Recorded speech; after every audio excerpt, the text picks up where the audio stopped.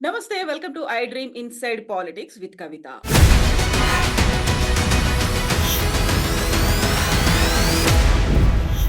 5 నెలల తర్వాత ఢిల్లీ లిక్కర్ స్కామ్‌లో బీఆర్ఎస్ ఎమ్మెల్సీ కవితకి సుప్రీంకోర్టు బెయిల్ మంజూరు చేసింది. దీన్ని ఎలా చూడొచ్చు? ఇంతకు ముందు జరిగినటువంటి పరిణామాలేంటి? బెయిల్ మంజూరు తర్వాత జరగబోయేటువంటి పరిణామాలు, పర్టిక్యులర్‌గా రాజకీయంగా ఎలాంటి పరిణామాలు తెలంగాణలో చోటు చేసుకోబోతున్నాయి? మనతో పాటుగా ఉన్నారు సీనియర్ పొలిటికల్ అనలిస్ట్ కోటేశ్వరరావు గారు. కోటేశ్వరరావు గారు నమస్కారం అండి. నమస్తే. ఈ రోజు బెయిల్ వస్తుందని బీఆర్ఎస్ లీడర్లంతా ముందు నుంచి ఎక్స్‌పెక్ట్ చేస్తున్నారు. అందులో భాగంగానే 2 రోజుల నుంచి ఢిల్లీలోనే మకాం వేశారు. మార్నింగ్ నుంచి ఎక్స్‌పెక్టేషన్స్ అన్నీ చాలా తీవ్ర స్థాయిలో చేరుకున్నాయి. ఆ తర్వాత కొద్దిసేపటి క్రితం బెయిల్ మంజూరు చేసింది సుప్రీం కోర్ట్. అయినప్పటికీ కూడా ఒక సెలబ్రేషన్స్ ఇప్పటికి కూడా కంప్లీట్‌గా ఒక తీర్పుని చదువుతున్నప్పటికీ కూడా సెలబ్రేషన్ మోడ్ అయితే కనిపిస్తోంది.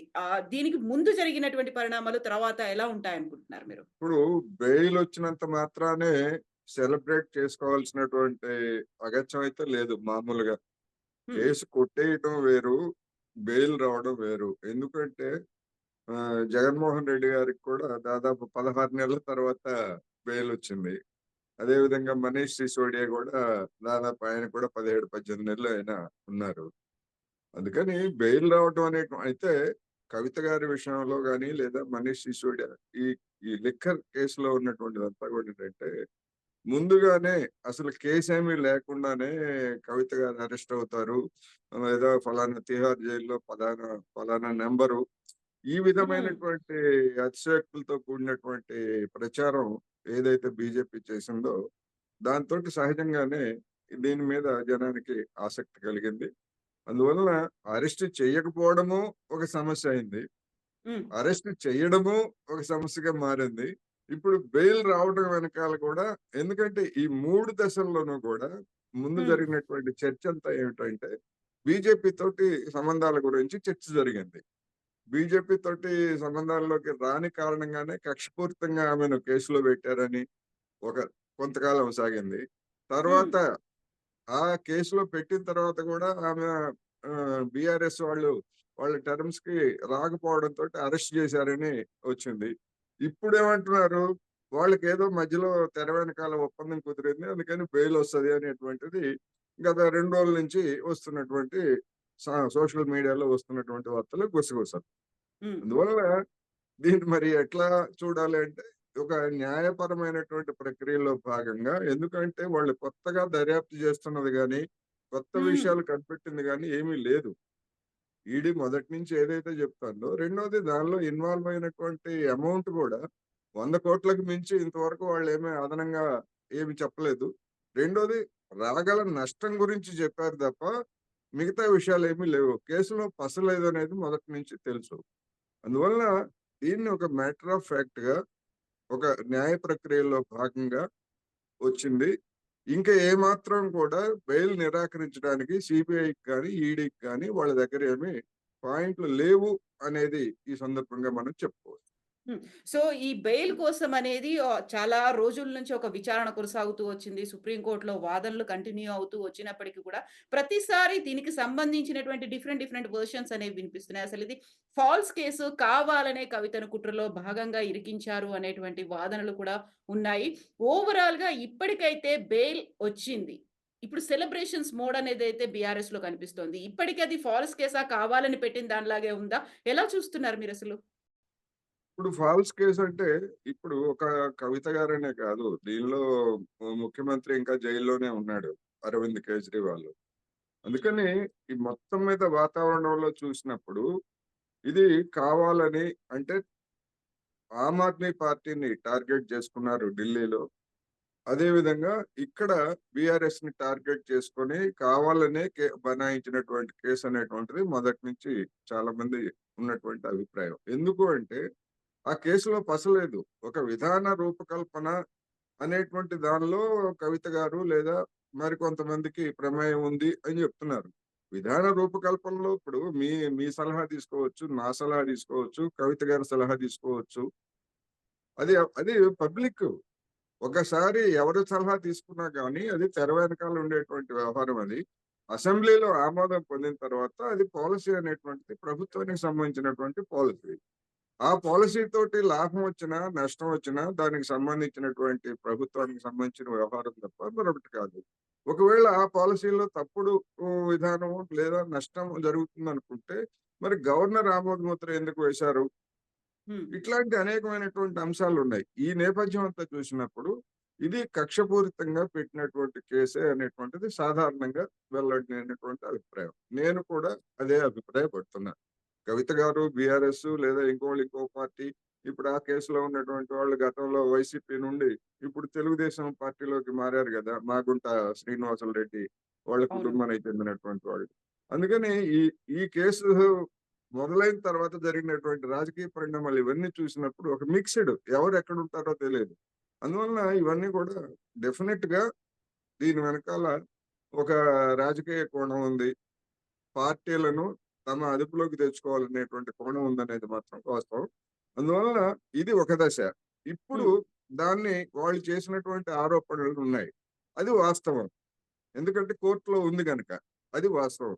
ఆ వాస్తవానికి అవసరమైనటువంటి తగిన సాక్ష్యాలను నిరూపించాలా? లేదా? నిరూపించగలరా? లేదా? అనేటువంటిది మన ముందున్నటువంటి అంశం. ఎలక్షన్స్ ముందే ఈ ఆరోపణలు, ఆ తర్వాత అరెస్టులు ఇవన్నీ చూసిన తర్వాత ఎన్నికల్లో దెబ్బ కొట్టాలి. అటువైపు అరవింద్ కేజ్రీవాల్ ఆమ్ ఆద్మీ పార్టీని, ఇక్కడ తెలంగాణలో బీఆర్ఎస్ పార్టీని అనే వ్యూహంతోనే ఇలాంటి అక్రమ కేసులు బనాయించారనేది. నిజంగా ఎలా అయితే ఎఫెక్ట్ చూపించాలనుకున్నారో అదే విధంగా ఎఫెక్ట్ కనిపించింది. ఇంకా ఆ తర్వాత ఇప్పుడు ఖచ్చితంగా బీజేపీ బెయిల్ వచ్చేలా చేస్తుంది అనేది ఒక మాట కూడా వినిపించింది కదా! దానికి దానికి కొన్ని కారణాలు అయితే ఉన్నాయి. హ్మ్. రాజకీయాల గురించి మనం మాట్లాడుకున్నాం. ఎందుకు అంటే ఆమ్ ఆద్మీ పార్టీ ఎక్కడ బీజేపీతోటి రాజీ పడలేదు. హ్మ్. తాను బలంగా ఉన్నటువంటి చోట గాని, లేదా ఇంకో చోట గాని బీజేపీకి తన ఓటుని బదలాయించి మరొక పార్టీగా ఉన్నటువంటి కాంగ్రెస్‌ని ఓడించడానికి ఎక్కడ అట్లా చేయలేదు. కానీ తెలంగాణలో బహిరంగంగా అందరూ అంగీకరిస్తున్నటువంటి అంశమే. బీఆర్ఎస్ తన ఓట్‌ని బీజేపీకి అనేక చోట్ల మళ్లించింది. కొన్ని హ్మ్. చోట్ల ఇప్పుడు మహబూబ్ నగర్ లాంటి చోట్ల రేవంత్ రెడ్డి గారికి గుణపాఠం చెప్పడానికి అక్కడ బీజేపీ అభ్యర్థిని డీకే అరుణ గారిని బలపరిచారనేటువంటిది అందరికీ అవును. కనిపిస్తున్నటువంటి వాస్తవం. రెండోది అసెంబ్లీ ఎన్నికల్లో 6 నెలల కాలంలోనే బీఆర్ఎస్ ఓటింగ్ అనేటువంటిది గణనీయంగా ఎట్లా పడిపోతది? అంతకుముందు చెప్పింది ఏమిటి వాళ్ళు? లేదు జనమే రియలైజ్ అయ్యారు అసెంబ్లీ ఎన్నికల్లోనే తిరిగి మమ్మల్నే గెలిపిస్తారు అని చెప్పినటువంటి వాళ్ళు మరి ఎక్కడ లోక్‌సభ ఎన్నికల్లో సోదులోకి లేకుండా పోయారు గదా! వాళ్ళ ఓటింగ్ మొత్తం వాళ్ళ కేంద్రాలు అనుకున్నవన్నీ కూడా కుప్పకూలిపోయినాయి గదా! హ్మ్. అందుకని డెఫినిట్‌గా ఓట్ షేరింగ్ అనేటువంటి దాన్ని వాళ్ళు బీజేపీకి బలపరిచారు. ఎందుకు అంటే కాంగ్రెస్‌కి బుద్ధి చెప్పడానికి. అది రాజకీయంగా అది ఆత్మహత్య సదృశ్యం అనేటువంటిది అప్పుడే జెప్పాం. అందువల్ల ఇప్పుడేం జరుగుతుందనేటువంటిది ఒకటి. హ్మ్. కాంగ్రెస్ మీద వ్యతిరేకతతోటి బీజేపీకి సపోర్ట్ జేశారు. అయినంత మాత్రాన బీజేపీ తోటి చేతులు కలిపారని గనక ఎవరన్నా అనేట్లయితే అది వాళ్ళ అభిప్రాయమే తప్ప, దానిలో ఏ మేరకు వాస్తవం ఉంటుందనేది మనం ఇంకా నిర్ధారించుకోవాలి. ఎందుకు అంటే, ఈ బెయిల్ అనంతర పరిణామాలను బట్టి దాని మీద ఒక నిర్ణయానికి రావచ్చనేది నా అభిప్రాయం. హ్మ్. ఖచ్చితంగా. ఇప్పుడు బీజేపీ బెయిల్ ఇప్పిస్తుంది. ఎలా అయితే అరెస్ట్ చేయిస్తుంది అని ముందు నుంచి చెప్పారో, ఇప్పుడు ఖచ్చితంగా కవితకి బెయిలొస్తుంది అనుకున్నప్పుడు, నెక్స్ట్ స్టెప్ జరగబోయేది బీఆర్ఎస్, బీజేపీలో విలీనం కావడమే. ఇంక అది మాత్రమే మిగిలింది. దానికి బెయిల్ అనేది ఒక కండిషన్ అనేటువంటి రాజకీయ విశ్లేషణలు. ఎలా చూస్తారు వాటిని? ఒకవేళ అదే గనక జరిగేట్లయితే బీజేపీ మీద ప్రధానమైనటువంటి విమర్శ బీజేపీ మీద కేంద్రీకృతం అవుతుంది. హ్మ్. ఎందుకు అంటే, దర్యాప్తు సంస్థలను ఉపయోగించి తప్పుడు కేసులు పెట్టించింది అనేటువంటి విమర్శ ఇప్పటికే ఉంది. అవును. అదే విధంగా కొన్ని కేసుల్లో కోర్టులు న్యాయ వ్యవస్థను గూడా ప్రభావితం జేసి, తనకు అనుకూలమైనటువంటి పద్ధతుల్లో తీర్పులిప్పించిందనేటువంటి అభిప్రాయం ఉంది. అయితే ఎవ్వరు కూడా న్యాయ వ్యవస్థ మీద ఆ విధమైనటువంటి వేయలేదు గానీ జడ్జిల మీద. హ్మ్. ఎందుకంటే జడ్జిలకున్నటువంటి అదొక రక్షణ. జడ్జిలకి ఎవరికీ దురుద్దేశాలను ఆపాదించకూడదు. వాళ్ళిచ్చినటువంటి తీర్పులను విమర్శించొచ్చు. విమర్శించే రైట్ మనకుంది. కానీ ఫలానా ఉద్దేశంతోటి, ఫలానా దురుద్దేశంతోటి ఈ విధంగా తీర్పిచ్చారనేటువంటిది మాత్రం జడ్జిలకి ఆపాదించకూడదు. ఆ రక్షణ వాళ్ళకుంది. అందుకని రాజకీయంగా చూసినప్పుడు ఒకవేళ బీఆర్ఎస్ కనుక బీజేపీలో చేరినా, లేకపోతే చేరకున్నా గాని ఎందుకంటే మన జార్ఖండ్ డెవలప్మెంట్స్ చూస్తున్నాం. జార్ఖండ్ చంపై సొరేన్ అనేటువంటి మాజీ సీఎం, తాత్కాలికంగా పనిచేసినటువంటి సీఎం బీజేపీలో చేరతారనే వార్తలు వచ్చాయి. లేదు లేదు, మాతో చేరటం కంటే నువ్వు బయట ఉంటేనే మనం కలిసి పనిచేస్తే మనకు ఎక్కువ లాభం అనేటువంటి దాంతో ఆయన బయటే ఉంచడానికి నిర్ణయించారని ఆయన సొంత పార్టీ చేస్తున్నారు. అందుకని అదే విధంగా తెలంగాణలో కూడా ఈ బీఆర్ఎస్ ఈ నాయకులందరూ గనక బీజేపీలో గనక చేరేట్లయితే అది బీజేపీకే ఎక్కువ నష్టం. హ్మ్. ఎందుకు అంటే గడిచినటువంటి 10 సంవత్సరాల్లో బీఆర్ఎస్ నాయకత్వం మీద, కేసీఆర్ మీద కానివ్వండి, ఆ కుటుంబం మీద చేసినటువంటి విమర్శలన్నీ కూడా లేదా ఆరోపణలన్నీ కూడా ఆ హ్మ్. పార్టీలో చేరగానే వాషింగ్ పౌడర్ నిర్మా అయిపోతాయి. హ్మ్. అది హ్మ్. అది తెలంగాణలో ఉన్నటువంటి జనం అంగీకరిస్తారా అంటే డెఫినెట్ గా అంగీకరించరు. అవకాశవాదం అనేటువంటిది పక్కాగా కనిపిస్తది. హ్మ్. అందుకని 2 పార్టీలు ఆత్మహత్య చేసుకున్నట్టు అవుతాయి. సామూహిక ఆత్మహత్య అంటాం గదా! అటువంటిది గనక జరిగితే అవుతుంది. అలా కాకుండా ఏ పార్టీకి ఆ పార్టీ విడిగా ఉంటూ రాబోయే ఎన్నికల్లో మనం కలిసి పనిచేద్దామనో, లేదా పార్లమెంట్ ఎన్నికల్లో మాదిరి రహస్యంగా మన ఓట్ షేర్‌ని, ఓటింగ్‌ని బదిలీ చేద్దామనో అటువంటి ఒప్పందం ఏదన్నా ఉంటే అది ఇప్పుడు హ్మ్. బయటపడదు. ఎన్నికల హ్మ్. సమయంలో అది బయటపడుతది. అప్పటికి రాష్ట్రంలో ఉన్నటువంటి పరిణామాలు, దేశంలో ఉన్నటువంటి పరిణామాలు ఏ విధంగా ఉంటాయనేటువంటిది మనం చెప్పలేము. ఒకవేళ అటువంటి అవగాహనతోటి ఇప్పుడు హ్మ్. బయలుదేరినా గాని నరేంద్ర మోడీ సర్కారు ఇవాళ కేంద్రంలో ఉన్నటువంటి బలహీనంగా ఉన్నటువంటి పరిస్థితుల్లో ఒకవేళ అటువంటి సర్కారు విధాన నిర్ణయాలన్నీ గనక బలపరిచేట్లయితే అది కూడా ఆత్మహత్య సదృశ్యంగానే మారే అవకాశాలు లేకపోలేదు. అందుకని హ్మ్. మనం ఏం చేస్తారో అనేటువంటిది మనం వెయిట్ చేసి చూడాలి. హ్మ్. అయితే ఇక్కడే బెయిల్ ఇచ్చే సందర్భంలోనే సుప్రీంకోర్టు చాలా కీలకమైనటువంటి వ్యాఖ్యలు కూడా చేసింది. ప్రజాప్రతినిధులు అయినంత మాత్రాన, ఇప్పుడు మహిళ అయినంత మాత్రాన కూడా స్పెషల్‌గా ఉండేటువంటి ఆహ్, కొన్ని పరిమితులు కావచ్చు, లేకపోతే వాళ్ళకి బెయిల్‌కి అనుకూలంగా వ్యవహరించాల్సినటువంటి అవసరం లేదు అనే దాంతో పాటుగా, ఇంకా విచారించాల్సినటువంటి సాక్షులు కావచ్చు, బోలెడంత దీనికి సంబంధించినటువంటి ఇంకా స్టడీ చేయాల్సినటువంటి అవసరమైతే ఉంది అనేటువంటి ఈ వ్యాఖ్యల్ని బట్టి చూస్తే స్టిల్ ఢిల్లీ లిక్కర్ స్కామ్ అనేది అలాగే ఉంది. మొత్తంగా కొట్టేసినట్టు కాదు అని భావించొచ్చు కదా?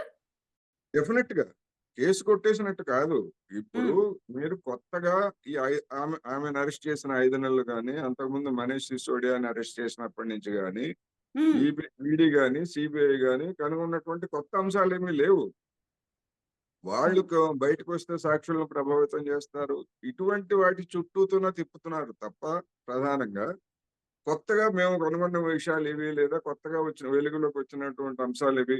అందుకని దాన్ని దర్యాప్తు చేయాలంటే వీళ్ళు బయటుంటే కేసును ప్రభావితం చేస్తారు అని చెప్పగలిగినటువంటి స్థితిలో ఆ 2 దర్యాప్తు సంస్థలు లేవు ఇవాళ. హ్మ్. అందుకని కోర్ట్ కూడా అదే అదే ప్రశ్నిస్తది. మీరు ఏం చేస్తున్నారు? కొత్తగా చేసిందేముంది? లేనప్పుడు వాళ్ళు జైల్‌లో ఉండాల్సినటువంటి అవసరం ఏముంది?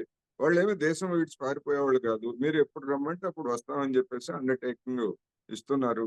బెయిల్ బెయిల్ ఏదన్నా షరతులు ఉండేట్లయితే బెయిల్ షరతులను కూడా వాళ్ళు ఆమోదిస్తారు. అనేటువంటిది కోర్టు ఆలోచనగా కనిపిస్తా ఉంది మనకి. అది కనిపించినప్పుడు వీళ్ళ దగ్గర దానికి దాన్ని కౌంటర్ చేయటానికి మరొక బలమైనటువంటి వాదనలు కూడా లేవు. ఆ హ్మ్. కారణంగానే బెయిలొచ్చిందనేది నా అభిప్రాయం. హ్మ్. సో, ఇప్పుడు బీఆర్ఎస్ పార్టీ మాత్రం ఒక ఫైటర్ ఈస్ బ్యాక్ అనేటువంటి దాంతో పాటుగా ఒక గెలుపు సంకేతాలు చూపిస్తుంది. ఒక విజయంగా దీన్ని భావిస్తూ ఉన్నారు. ఎలా చూస్తారు దీన్ని? ఇప్పుడు ఫైటర్ ఈస్ బ్యాక్ అంటే బీఆర్ఎస్‌లో ఆమె వన్ ఆఫ్ ది ఫైటర్ తప్ప ఆమె లోన్ ఫైటర్ గాదు గదా! బీఆర్ఎస్‌కి.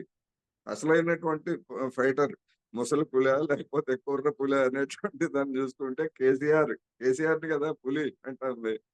హ్మ్. అందుకని కేసీఆర్, కేటీఆర్, హరీష్ రావు, కవిత ఈ నలుగురు 4 స్తంభాలు లాంటి వాళ్ళు. ఓ 4 స్తంభాల్లో 3 స్తంభాలు బయటున్నాయి. ఒక స్తంభం బయటికి జైలు నుంచి ఇప్పుడు బెయిల్ మీద వచ్చారు. అందుకని వీళ్ళు నలుగురు ఏం చేస్తారు? మళ్ళా బీఆర్ఎస్‌ని 4 స్తంభాల ఆటగానే మారుస్తారా? నలుగురు హ్మ్. చుట్టూనే తిప్పుతారా? లేకపోయేట్లయితే తగిలినటువంటి ఎదురు దెబ్బల నుంచి కుటుంబ పార్టీ అనేటువంటి అపప్రదను తొలగించుకొని వీళ్ళు ఏమన్నా చేస్తారా? రాబోయే రోజుల్లో వీళ్ళ యాక్టివిటీస్‌ని బట్టి ఆమె ఫైటరా? లేకపోతే ఇంకోటా అనేటువంటిది తెలుస్తుంది తప్ప, వాళ్ళు అది కా ఆ పార్టీ వాళ్ళు ఏమైనా వాడుకోవచ్చు. టైగర్ అని గతంలో అనేక మందికి పిలుపులిచ్చుకున్నారు గదా! హ్మ్. టైగర్ అని, ఇంకోటని, ఇంకోటని ఇట్లాంటివన్నీ. అందుకని దాన్ని మనం పెద్దగా పట్టించుకోవాల్సినటువంటి అవసరం. హ్మ్. సో, ఇప్పుడు మాత్రం ఒక బెయిలొచ్చింది. అలాగే చూడాలి. అంతేనా? భవిష్యత్తులో అంతే. జరగబోయేటువంటి అంతే. పరిణామాలు రాజకీయంగా బెయిల్ ఎలా ఉండబోతోంది? బీఆర్ఎస్ బెయిలొచ్చింది. ఆమెకు ఆమె పొలిటికల్ యాక్టివిటీ మీద ఎలాంటి నిషేధం అయితే లేదు. ఇప్పటి వరకు హ్మ్. వచ్చిన దాని ప్రకారం.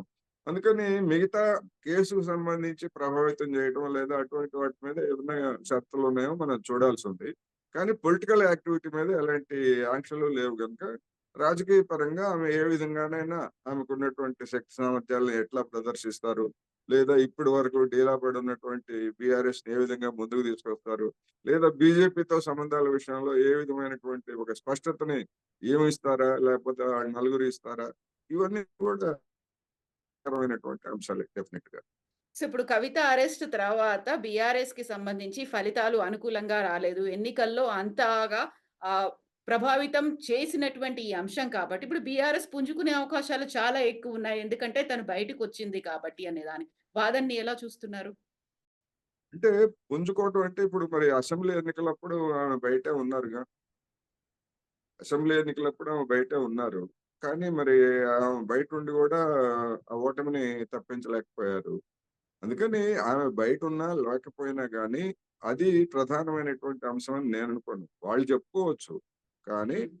అంతకంటే బలమైనటువంటి ఇప్పుడు మొత్తం తెలంగాణ పిత లేకపోతే ఉద్యమ నాయకుడిగా ఉన్నటువంటి కేసీఆర్‌కే సాధ్యం కాలేనిది వన్ ఆఫ్ ది లీడర్‌గా ఉన్నటువంటి కవిత గారికి ఎట్లా సాధ్యమవుతుంది? రాజకీయంగా ఆలోచించినప్పుడు. హ్మ్. అందువలన అవి వాళ్ళు అతిశయోక్తులు చెప్పుకోవచ్చు డిఫరెంట్ రీజన్స్ తోటి. వాళ్ళకది చెప్పుకునేటువంటి రైట్ ఉంది. మనమేమి కాదనక్కర్లేదు. లేకపోతే దాన్ని డిస్ప్యూట్ చేయాల్సినటువంటి అవసరం లేదు. తర్వాత జరగబోయేటువంటి యాక్షన్ అనేటువంటిది కూడా బహిరంగంగానే జరుగుతుంది గనక, మనం దాని పర్యవసానాల గురించి మరో సందర్భంలో కూడా మాట్లాడుకోవచ్చనేది నా thank you so much Koteswararao garu. Thank you. Yes అండి. Thank you.